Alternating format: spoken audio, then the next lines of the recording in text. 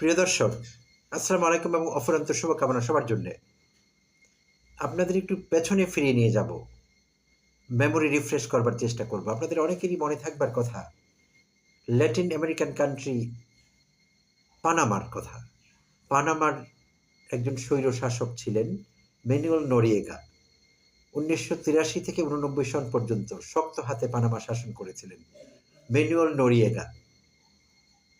Military শাসক ছিলেন এবং একজন ডিক্টেটর ছিলেন। শক্ত হাতে পানামা শাসন করেছিলেন। লৌহ মানব বলা হতো তাকে পানামার। তো সেই ল্যাটিন আমেরিকা বা সেন্ট্রাল আমেরিকার দেশটি পানামা, যার রাজধানী পানামা সিটি, তো সেখানে তার রাজত্ব ছিল ম্যানুয়েল নোরিয়েগার। তিনি শুধু পানামার ডিক্টেটরই ছিলেন না, স্বৈরশাসকই ছিলেন না, তিনি ছিলেন একজন ড্রাগ ডিলার। বড় বড় ড্রাগ কার্টেলগুলো সেগুলো তিনি নিয়ন্ত্রণ করতেন। এবং at the same time, interestingly, আমেরিকার সিআইএর ইনফরমেন্ট হিসেবে কাজ করতেন। ল্যাটিন আমেরিকা, সেন্ট্রাল আমেরিকা তথা সাউথ আমেরিকায় যত কমিউনিস্ট কর্মকাণ্ড পরিচালিত হতো, সেই কমিউনিস্ট কর্মকাণ্ড সম্পর্কে ইউএস গভর্নমেন্টকে আপডেট করতেন তিনি। ইউএস এজেন্ট ছিলেন বলা যেতে পারে। At the same time drug কার্টেলগুলো নিয়ন্ত্রণ করতেন এবং তার নেতৃত্বে বিলিয়ন ডলারের ড্রাগ ব্যবসা হতো সেই অঞ্চলে। এবং কলম্বিয়া থেকে যেই ড্রাগগুলো মার্কিন যুক্তরাষ্ট্রে পাচার হতো, সেই সমস্ত ড্রাগ বিজনেসের ট্রান্সশিপমেন্ট পয়েন্ট হয়ে উঠেছিল পানামা, নোরিয়েগার পানামা। তো ইন্টারেস্টিংলি, ইউনাইটেড স্টেটস বা যুক্তরাষ্ট্র নোরিয়েগাকে সহ্য করেছে ৮৩ থেকে ৮৯ পর্যন্ত, যদিও তারা জানতো যে নোরিয়েগা ড্রাগ কার্টেলগুলো নিয়ন্ত্রণ করছে।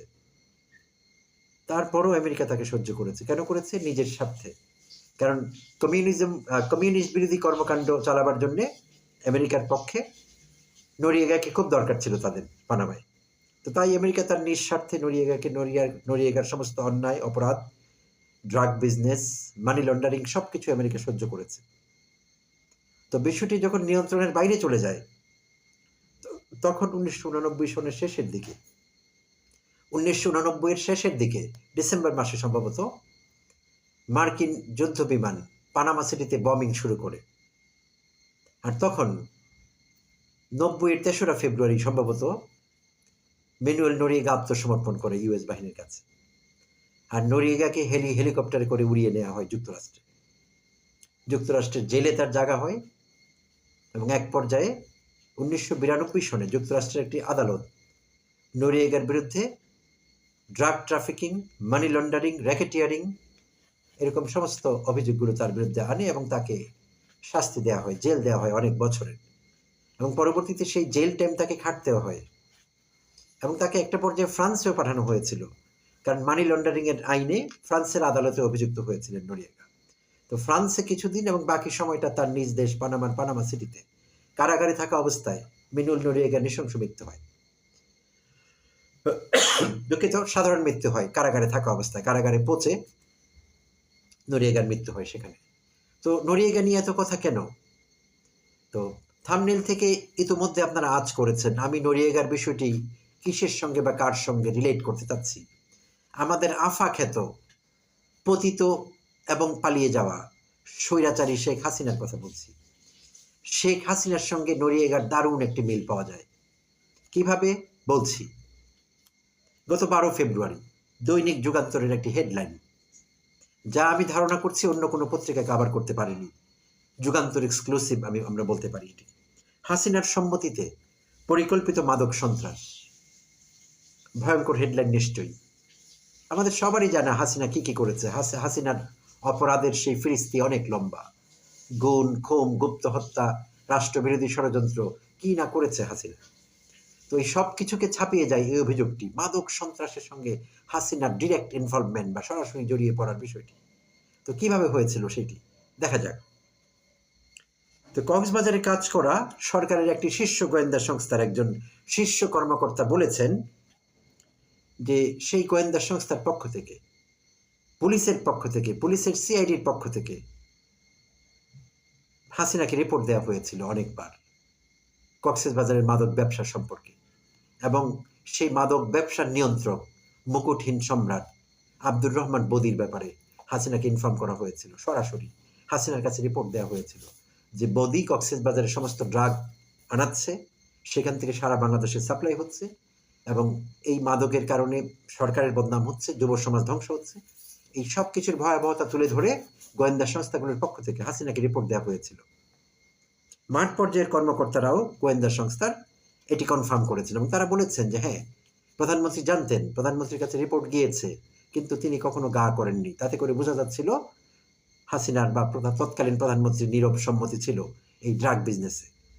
আর 2018 নির্বাচনের আগে কক্সবাজার 4 আসনের সাবেক একজন এমপি অধ্যক্ষ মোহাম্মদ আলী, তিনি আওয়ামী লীগের আরও কিছু স্থানীয় নেতা নিয়ে, কক্সবাজারের জেলা পর্যায়ের নেতাদের নিয়ে গণভবনে গিয়েছিলেন শেখ হাসিনার সঙ্গে দেখা করতে এবং বদি বিষয়ে ব্রিফ করতে। বদি কিভাবে আওয়ামী লীগের জন্য হুমকি হয়ে উঠেছে, ড্রাগ ব্যবসার অনিয়ন্ত্রিত সম্রাট হয়ে উঠেছে এবং দেশের জন্য কতটা ক্ষতিকারক সেই বিষয়টি, সেটি তুলে ধরবার জন্যে অধ্যক্ষ মোহাম্মদ আলী গিয়েছিলেন গণভবনে।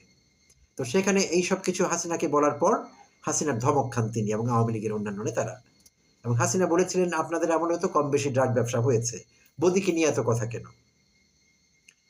এবং ইন্টারেস্টিংলি বদি হাসিনাকে একটি প্রস্তাব দিয়েছিলেন।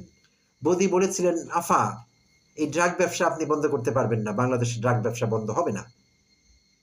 তবে আপনি যদি চান ড্রাগ ব্যবসা তার জায়গায় থাকবে, সেগুলো ঠিকঠাক চলবে, আমি আপনার জন্য, আপনার 300 আসনের জন্য নির্বাচনী খরচ এনে দিতে পারি ড্রাগ ডিলারদের কাছ থেকে। এই ডিলটি আপনার সঙ্গে আমার হতে পারে। তো এই ছিল বদির প্রস্তাব সরাসরি হাসিনার সঙ্গে। তো পরবর্তীতে কি হয়েছিল, আদৌ হাসিনার 300 আসনের খরচ বদি জোগাড় করে দিয়েছিলেন কিনা, এই বিষয়টি আমরা আসলে জানি না, বাট এই পর্যন্ত কথাবার্তা হয়েছিল। তো এখন সেখানে উপস্থিত থাকা, গণভবনে উপস্থিত থাকা কক্সবাজার জেলার যুবলীগের সেই সময়ের সভাপতি এবং পরবর্তী আওয়ামী লীগ নেতা বাহাদুর দুঃখ প্রকাশ করে বলেছেন সাংবাদিকদের কাছে, যেদিন সেই অধ্যক্ষ মোহাম্মদ আলীর নেতৃত্বে প্রধানমন্ত্রীকে ব্রিফ করা হয়েছিল বদি বিষয় এবং ড্রাগ বিষয়ে, সেদিন হাসিনা ধমক দিয়েছিলেন এবং বলেছিলেন এই বিষয়ে আর কোনো কথা হবে না। তো বাহাদুর বলেছেন, সেদিন আমার মনে হলো যে প্রধানমন্ত্রী সবকিছু জানতেন এবং তার সম্মতিতে এই সব কিছু হচ্ছে। এবং বাহাদুর খুব দুঃখ প্রকাশ করেছিলেন যে এটি আমরা প্রধানমন্ত্রীর কাছে আশা করিনি। বাহাদুর আশাহত হয়েছিলেন। তো প্রিয় দর্শক, এই সেই হাসিনা কতটা হরেন্ডাস, কতটা হরেবল, কতটা নিষ্ঠুর, কতটা ডেসপিকেবল, এটা আমরা আগেই জানতাম। কিন্তু ড্রাগ ব্যবসার মতো বিষয়টিকে সরাসরি সম্মতি দেওয়া এবং সেইটি চালাতে সাহায্য করা, এবং আরেকটি কথা এখানে না বললেই নয়, হাসিনার দোসর হিসাবে যারা কাজ করেছে, কক্সবাজারের পুরো ড্রাগ বিজনেসকে নিয়ন্ত্রণ করেছে, এই রিপোর্টে সেটি উঠে এসেছে। তাদের মধ্যে ছিলেন সেই সময়ের স্বরাষ্ট্রমন্ত্রী কামাল, আসাদুজ্জামান খান কামাল, আর ছিলেন আওয়ামী লীগের সাধারণ সম্পাদক ওবায়দুল কাদের, আরও ছিলেন সেই সময়ের পুলিশের মহাপরিদর্শক শহীদুল হক। এই 3 জনের একটি নেক্সাস ছিল, যারা সরাসরি ড্রাগ ডিলারদের কাছ থেকে, বদির হাত থেকে কোটি কোটি টাকা মাসোয়ারা নিয়েছেন এবং তারা নাটক করেছেন জনগণের সঙ্গে, দেশবাসীর সঙ্গে। তারা কয়েকশো নিরীহ মানুষকে সেখানে ক্রস ফায়ারে দিয়েছেন ড্রাগ নিয়ন্ত্রণ করবার কথা বলে। ছোট ছোট চুনোপুটিদের তারা হত্যা করেছেন, অথচ তারা থেকে গিয়েছেন ধরাছোঁয়ার বাইরে। কোটি কোটি টাকা তারা পাচার করেছেন, কোটি কোটি টাকা তারা বানিয়েছেন এবং এই দেশের যুব সমাজকে ধ্বংস করার কাজে তারা লিপ্ত ছিলেন।